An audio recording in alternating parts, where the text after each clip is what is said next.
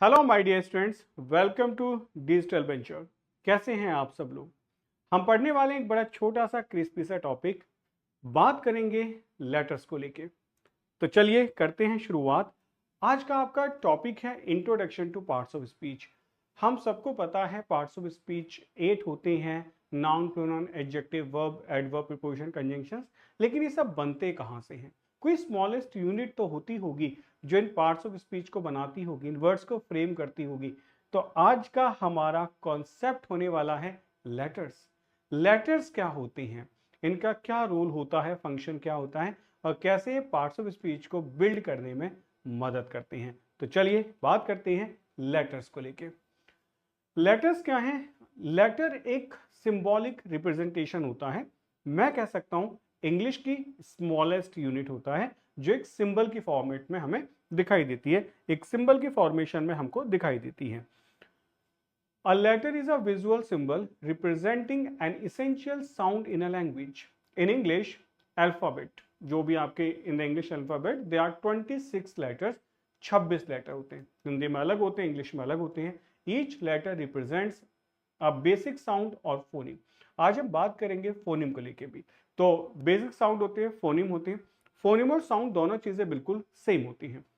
Letters में include consonant and walls. Letters में consonants भी आते हैं, वॉल्स भी आते हैं। अब लेटर्स क्या हैं? ए है, डी है, ई है, जी, टी, यू, ये कुछ भी है, ये सारे के सारे लेटर्स होते हैं। तो पहला आइडेंटिफिकेशन हुआ कि लेटर्स क्या हैं। तो हमने कहा 26 जो हमारे सिंबल्स होते हैं, जो प्रेजेंटेशन है, उनकी अपनी एक साउंड होती है जिसको हम फोनिम कहते हैं और वही आपके लेटर्स कहलाते हैं। तो A, D, E, G, T, U, ये सब के सब आपके लेटर्स ही होते हैं। अब ये फंक्शन क्या करते हैं लेटर्स?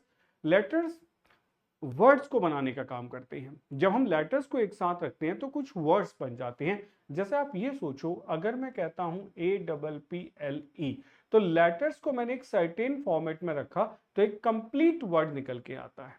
ओके, अगर मैं ये लिख दूं APPEL तो कुछ नहीं बनेगा।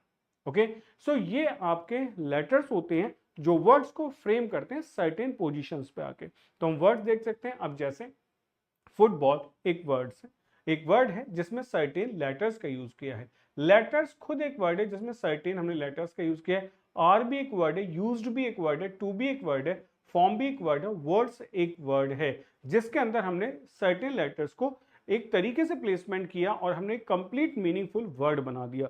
तो फुटबॉल एक वर्ड होगा, सेलफोन एक वर्ड होगा, लैपटॉप एक वर्ड होगा, सैंडविच एक वर्ड होगा और चॉकलेट एक वर्ड होगा।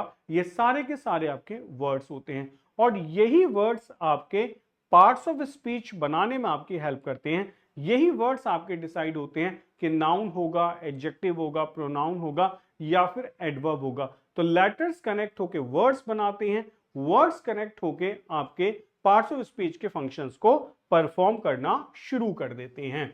तो आपको याद क्या रखना है, कुछ चीजें समझ लेते हैं। आपको लेटर्स के बारे में कुछ चीजें समझनी है। A letter is a visual symbol होता है used to represent a sound in a language. एक कोई पूछे क्या है? स्मॉलेस्ट यूनिट है, विजुअल सिंबल है और साउंड को रिप्रेजेंट करता है। द इंग्लिश अल्फाबेट है 26 लेटर्स, 26 लेटर्स होते हैं, जो 5 आपके वॉल्स होते हैं, 21 कॉन्सोनेंट होते हैं। हर लेटर की अपनी एक बेसिक साउंड होती है जिसको हम फोनिम कहते हैं।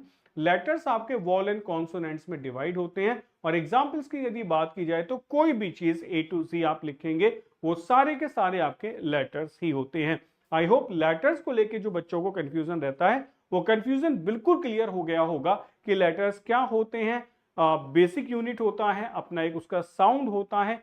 इंग्लिश में 26 लेटर्स होते हैं। तो ये था आज के आपके कॉन्सेप्ट में। आज हमने सीखा कि लेटर्स के बारे में, कि लेटर्स कैसे काम करते हैं और कैसे वर्ड को फ्रेम करते हैं। इनका ही एक मीनिंगफुल जो कलेक्शन होता है वो आपके वर्ड को फ्रेम करता है। वर्ड्स आपके फंक्शंस को लेके क्या बनाते हैं? पार्ट्स ऑफ स्पीच बनाते हैं। तो ये टॉपिक आपको आई होप सभी को क्लियर हो गया होगा। थैंक यू बच्चों, मिलते हैं नेक्स्ट क्लास में। जय हिंद।